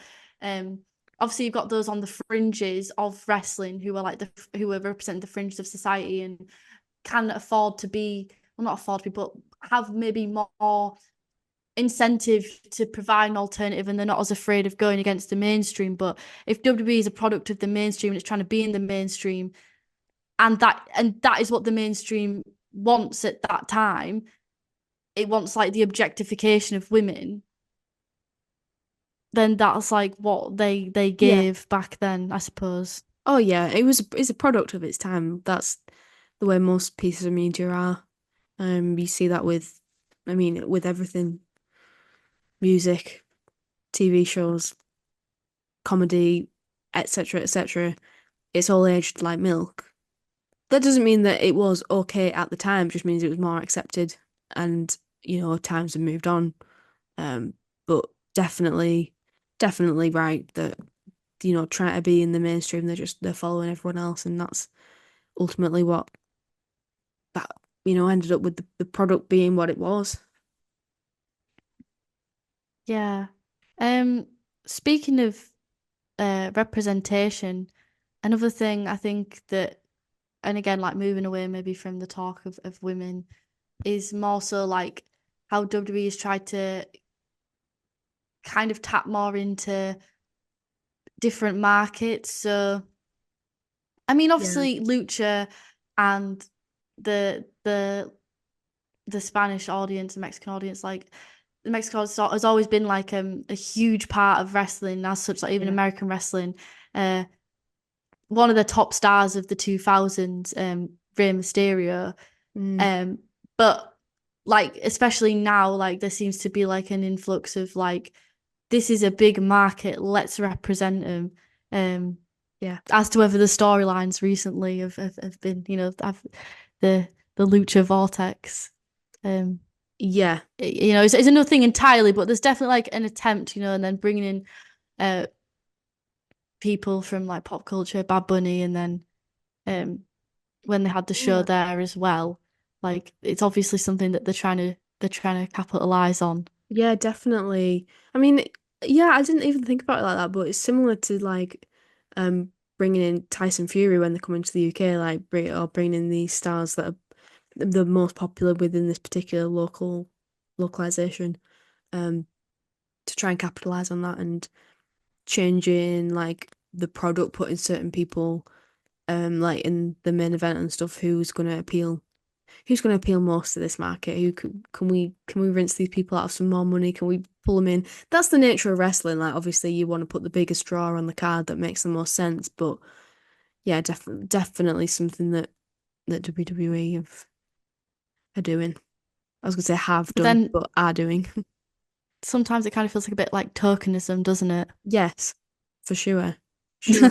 Like sometimes, like and I guess like women's wrestling, but then also when they did the whole Kofi Kingston thing, it's like they were patting themselves on the back for that and the Jinder Mahal thing, and but then the treatment of them afterwards or their like title reigns ending, Oh especially my God. Kofi, with like such little respect. It just That's was like so transparent that it was all about like as you say, trying to hit the mainstream, trying to hit like what social movements are popular at the time, and mm, then that social movement never meant anything to them no, because that scene it's like when you're in a relationship, right? And you get broken up with. That's when like you see the true colours, man.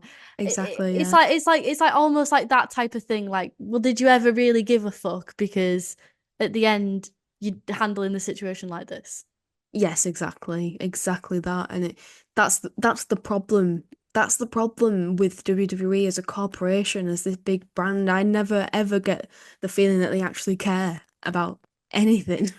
Like there's no morals there, and I really struggle with this with this company. Is like as much as I love some of the wrestlers. For example, I love Sami Zayn, but he can't speak out about really about his home country Syria, the atrocities happening there. He can't speak out about Palestine. He has to put on really cryptic things because he's not allowed to show that support. Um, the way that But the that's from being wrestlers in the mainstream, isn't it? exactly, you can't take that risk. That it's a commercial risk. It's not about And the morals. PR It's about the of money, yeah, and the PR. of WWE, and then you compare that to AEW, which just feels like an absolute wild, wild west sometimes on Tony Khan's Twitter page. It's Like like, it's yeah, just it's just completely so different. opposite. It's like two opposite ends of the spectrum, and there's problems with both of them. There's Yeah. problems with both. We've got WWE, where everything's polished and squeaky clean. You can't say anything about anything. Don't speak out about politics, or you're getting fucking fired. AW, it's like, I don't know, do whatever you want, tweet whatever you want. You might get in trouble Like for the it. Vince McMahon scandal, I feel like AEW stars and Tony Khan, when he made like the Harvey Weinstein comment, had more to say than WWE stars because they had to stick to like a polished kind of statement, even though that was the company that was like impacted by it. Yeah, And Triple H's initial reaction of, oh well, I ain't even really heard about it. It's just like it's just crazy. Do you know what I mean? It's just totally crazy. But like that's like they're in the mainstream more, and then you're gonna have those sort of that you want that squeaky clean, like you said, that squeaky clean image at whatever cost.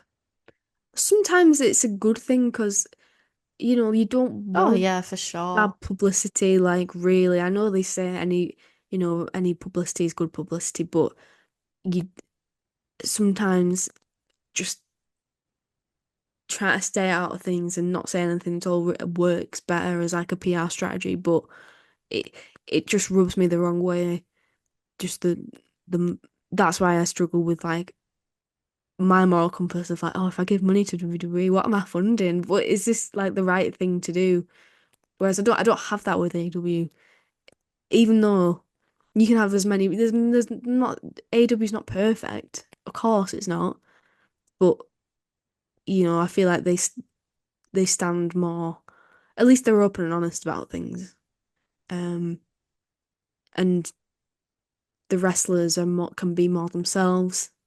They've got more freedom of speech. They're not But fired then for that's going to limit AEW, isn't it, into entering the mainstream?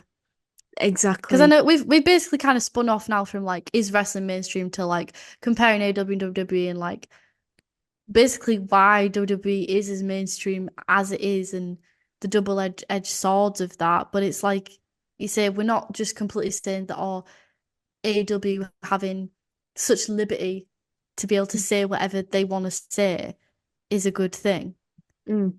Yeah, Because yeah. then you get like brawl out and brawling and the fallouts from that. And then people are feuding in real life with people that they're not feuding with in the ring, which is the most bizarre thing as a Yeah. wrestling fan ever. It's like you saying like late nights Vince McMahon we had to come out with like yeah, obviously at this point we all know it's all fake, but it's not like it's not great. It's not a great image to see that. It's like when they did oh my God, what the hell do you call that thing? Where they had the real fight in wrestling Sh a with shoe. Butterbean. Oh my God, Butterbean. Oh my God. Yeah. The the boxing. Yeah, I can't remember what it was. It's fucking What called. is the name of that thing? It's like on the tip of my tongue. It screwed everyone over. Everyone was screwed over in that. Brawl for All. Brawl for all, right? It's like those types of things where it's not really benefiting anyone. It's not really getting anyone over. In that kind of instance, it's a bit different because that was like their literal idea to create that. But in an attempt to go mainstream, may I add. But like Yeah. Yeah. with AEW and with like their kind of scandals that they've had, it's like because Tony Khan hasn't been like a boss, it's escalated problems to become so much worse and so exposing of not only AEW but the business and then that makes it uncool and nobody wants to watch something if it's like uncool. Yeah, it gives WWE fans more reason to shit on AEW. Well, people who hate AEW, that's like one of the things that they'll use as their weapon against it is, oh, it's so unprofessional. Tony Khan's just a mark and he just wants to be friends with all the wrestlers. And uh, it's just not good for anyone. Like, it's just that it's creating that negative brand image that you really don't want. But that's not, I'd say that WWE's like tries to keep squeaky clean, but they've got such worse things in their history that they But they've can't covered it cover. up Yeah, with the they've attempted PR. to It's so cover up. weird. Yeah, they've attempted to cover up, and they have for so long been successful in that. But a lot of it's coming to light now, and the stuff that has come to light has been huge in the news and stuff. So, maybe AEW is doing it right by like it's the little things. I say little, but like disputes between talent, like infighting and stuff. That's public. Okay, that's a bad thing, but there's not like these big, massive, huge scandals that are eventually going to go.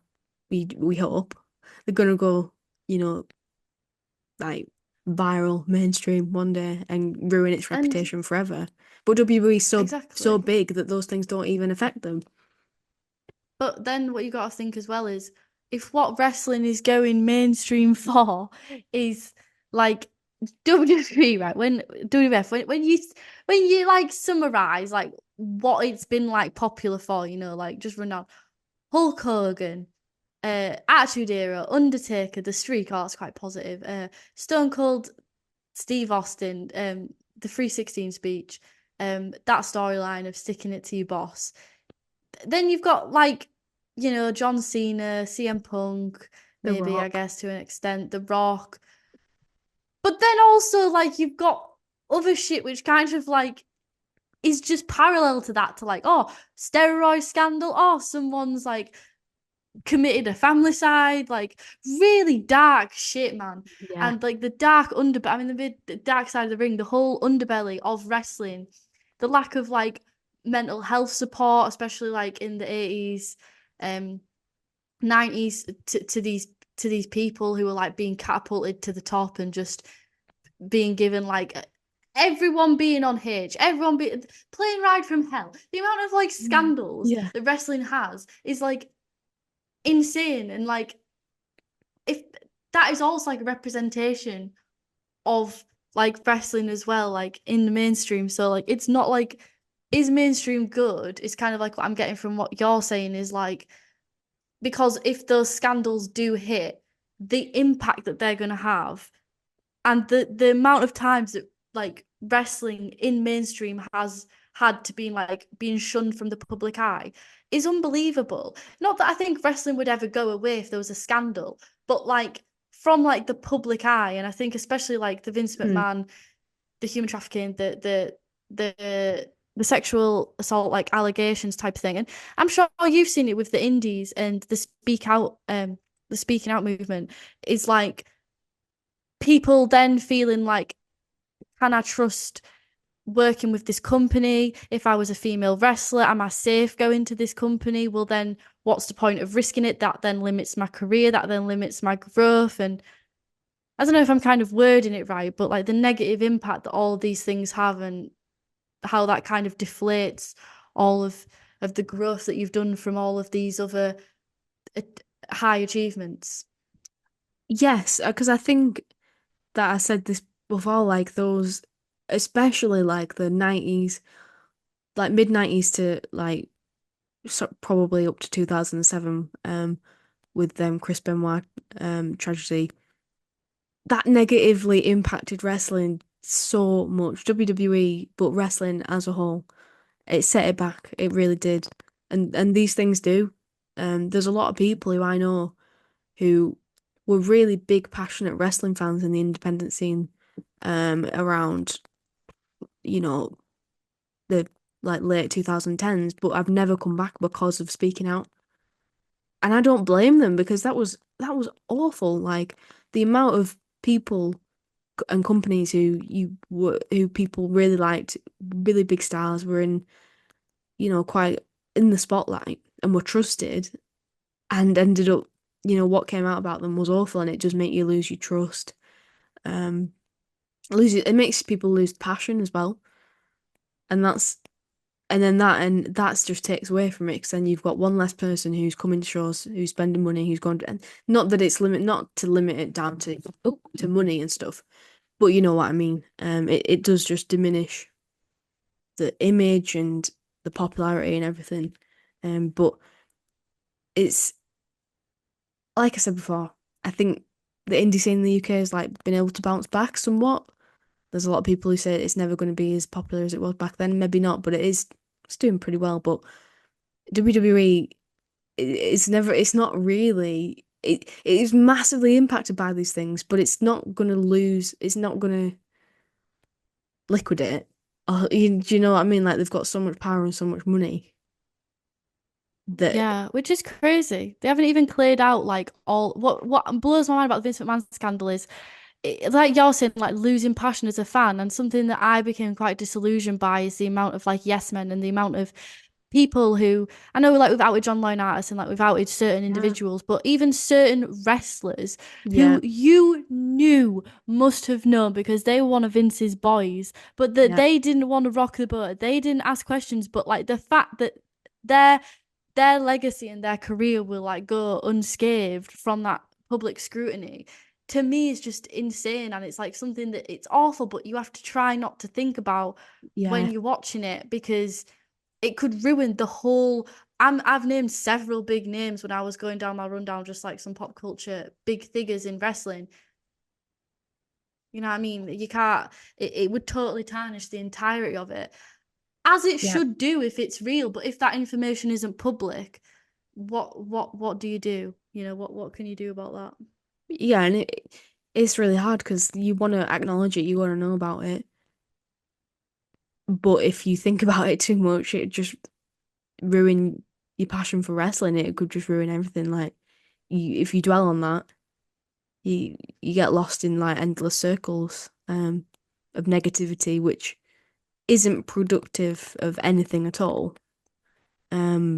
So yeah, it's difficult. It is really difficult and like complicated to navigate as like a fan.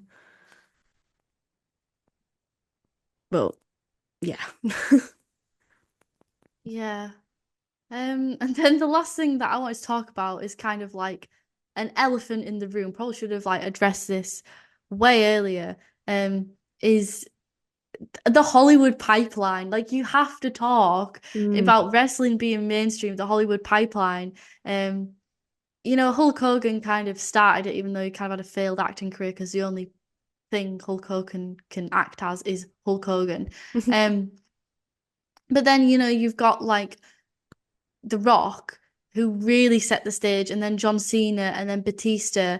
And it seems to be like a common sense transitional role out of wrestling, right? Wrestling is partly acting, so why not go to Hollywood? So, you know, I feel like that's a big thing of like when we think of wrestling as mainstream, I'm kind of thinking as well of like The Rock, you know, Yes. and Batista and like Guys of Galaxy and things like that sort of thing. I mean, The Rock is just the quintessential wrestling star, isn't he, really? He started off hated by wrestling fans, then grew to be liked by wrestling fans, was super cool, then went into the mainstream, and now he's one of the biggest celebrities in the whole world, like a household name.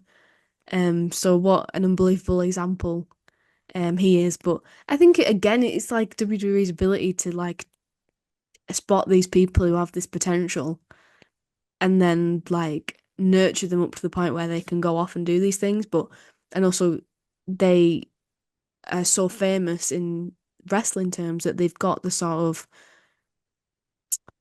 what's the word I'm looking for? Like they've got this stature to be able to take big movie roles, that then catapults them into like this stardom. Um, Mercedes Moné to a certain extent, she was in Star Wars, wasn't she, or something? So it still holds true even today. But we've not had like I wonder Yeah. who the next Rock is going to be. Yeah, and they always tried to engineer that when they had like the WWE studios, they had like the Marine series. It's always been like an intentional thing that they've kind of tried to transition into. But yeah, I also wonder because I think like John Cena's kind of John Cena's John Cena. Do you know what I mean? Like hmm he can't really play much more on John Cena. The Rock to an extent as well, but yeah, I'm not too sure really, but there definitely will be someone coming out of WWE. I mean, hell, maybe Max. I mean, maybe MJF, you know. Yeah. I know I said WWE only, but I think he's spoken about actually having aspirations.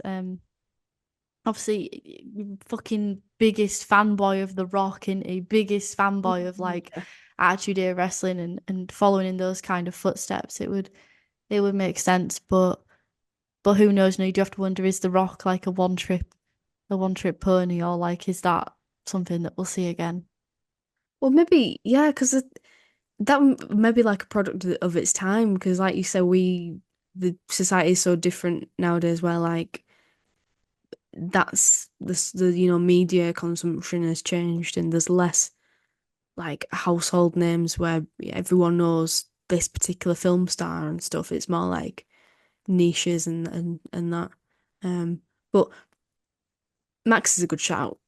I think he was in Iron Claw, like only as like an extra sort of wrestler. He didn't really Yeah, do he any had like a acting in it. shit blonde wig on. Yeah. But And yeah, that's another thing, though, isn't it? Iron Claw. I'd what a love to great see film. some more wrestling movies. I mean, The Wrestler is a great movie. And obviously Fighting with My Family. But yeah, like these specific I can't say autobiographical movies. Because my God, these people have such interesting stories, and even like Dark Side of the Ring, there's so much content that you could go into there. I mean, I'm not saying like the Chris Benoit thing, because I know like that's been like in the talk. We're not going to open that. That's not what I No, was yeah. alluding to there. I just No, want to no, no. disclose that. But I mean, like, there's so many iconic stories and tragic figures, and I always think about what an art piece the 4-part Undertaker documentary was, where it was Yeah. this man who just cannot give up. He can't give up. Wrestling is his life, and God, like it's just art, man. It's just pure art. So I would love to see,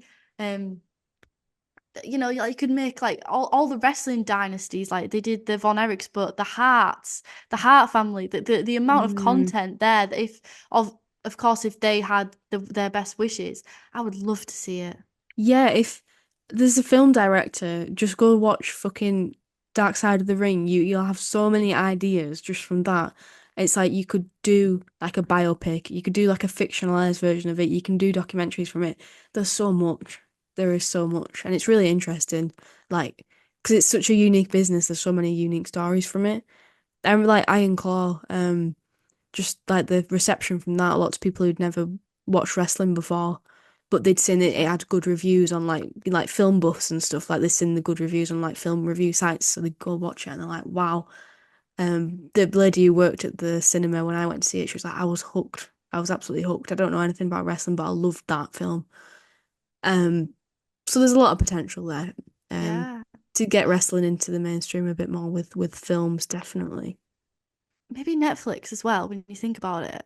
That's like how you transition over your next rock. Because if WWE and Netflix are working together, why can't Netflix produce its own? You'd think if they have like access to, because they're gonna have a closer working relationship, why not create some more like wrestling content, wrestling movies? It'd be a Yeah, great sort of transition, wouldn't it? definitely. Yeah, and scope those bigger stars and who are the best actors. Put them in your next Netflix original series that you're going to cancel after 2 series. But then catapult them to be a household name. Yeah, Yeah. love that. Okay, next part. Next. I guess we've pretty much covered everything, so we need to answer our own question, which is to summarize, to conclude, is wrestling mainstream? Well, I think, you know, wrestling's popularity is circular, it's not linear. I know you said about the ebbs and flows. What goes around comes around. It has its moments within pop culture. I just don't know whether I agree with the term mainstream. I think the only time it's been applicable to being mainstream is like Ruthless Aggression Attitude Era. Because it hit that perfect niche of things. It wasn't like there was free TV channels anymore, but the culture wasn't like as expansive and as accessible today. So people were just like, oh, this is the trendy thing. And it kind of went along with the whole time. The music, the Yeah. movies, the media, just the grunge movement, like just that whole encompassing vibe of like the late 90s and then going on to the 2000s. I think that's like the only time you could really call it mainstream. Yeah. I don't think it's ever been mainstream since. However, I think it's had like a place in the mainstream and in pop culture. I agree. I think you're right. I don't think we'll ever reach that point again, but the world has changed a lot. And that's just, I think that's more of a symptom of the world changing rather than wrestling changing, although wrestling has changed an awful lot. I think that it's, I think it's maybe more popular now. It's stronger. It's got a really, really strong fan base that's maybe, you know, stronger than it has been for a while currently. But that doesn't mean it's mainstream, and it's not mainstream, and it's still always going to be, I think, on the sort of fringe of this sort of nerdy, weird thing. It is very much a niche interest that tries WWE might. You're not going to be able to push it really into popular appeal just because of the nature of how it is. It's not a sport.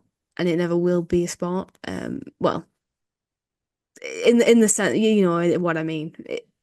They're obviously very athletic people, but it's not a sport. It's more on the entertainment side of sport and entertainment, so it's not going to have that appeal. So yeah, I think it's popular. It's a popular niche. It's a popular fandom, but yeah, it's not. It's not mainstream, and it does have its place in popular culture. And maybe we'll get closer with the Netflix deal, but you know the world's changed too much for us to get as popular as wrestling once was. But that's not a bad thing. Yeah, I mean, and still, what metric of success Yeah. is the metric of So success true. mainstream? Everyone knows about it around the dinner table, or is it the fact that a secondary company can come to the UK and sell 81,000 tickets?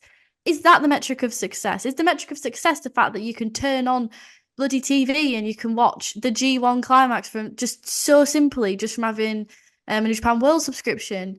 Mm. Is the success the merging of WWE and Netflix? Is the success the fact that they were bought by Evolve and now are under an umbrella with UFC? Like, it's difficult because the Relative. word mainstream, I think we associate that with popularity and success, but it's far removed out of that. And also that being part of the mainstream, being so wrapped up in the culture of now, while wrestling needs to have some element of relevancy to what's going on in the world, which sometimes it's succeeded at, sometimes it's been a bit too risque and a bit out of touch, especially when politics are involved. I'm thinking especially like post 9/11 and how they kind of handled that situation. But there's kind of a constraint there, especially with WWE, with like the 2000s we were talking and the way women were treated because it was a product of its time. Mm-hmm. But now that it's carved out its own niche, and then when you look at on top of that AEW, which is an alternative, even more so, even though WWE does have the better women's division, there is more room for like growth and innovation, and it's so weird because like we were saying, there's more opportunity than ever, but there's also less opportunity than ever, and it's such a weird time that we live in. But one thing's for sure, wrestling is definitely in its boom period, and especially WWE, and it ain't slowing down anytime soon. Yeah, exactly. You summed it up perfectly just then, I think.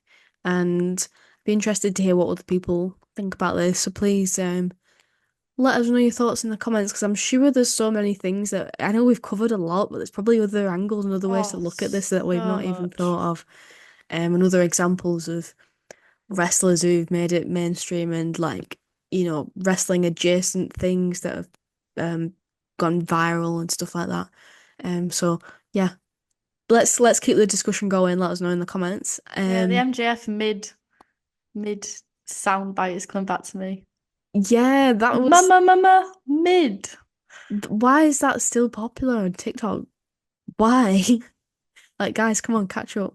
Guys, wrestling's mainstream because it had a South Park episode one time. And if you haven't seen that episode, then you're missing out. It's like Yeah. set in like 2008, I'm pretty sure, because it's like with like Edge and John Cena. It's just so dumb. But yeah, Yeah, anyway, we'll measure too many success based tangents you can go on. yeah, there's so many. Well, I think the true measure of success is how many cartoons wrestling has appeared in. So yeah, It was a Scooby-Doo. It had a Scooby-Doo collaboration. yes. Oh, now we're cooking. See, now we're cooking. But Lots of Simpsons references, I think, as well. Local man thinks wrestling is real. Springs to mind. But again, that's just like taking the piss. But anyway, not going down another tangent. We've got to wrap this up somehow. So what a topic. great topic. I love this. This was a lot of fun to talk about. So if you want to see us ramble some more about some other interesting topics, then be sure to subscribe, or follow if you're listening on Spotify, and also rate if you're listening on Spotify too. Got any ideas for the stuff you want to see us talk about? Let us know as well. We're really open to Please. ideas. We want to know what people want to see, and yeah, we're really interested to know like what other people's thoughts are on stuff. So let us know what you think we should talk about next. Thank you for watching. See you next time.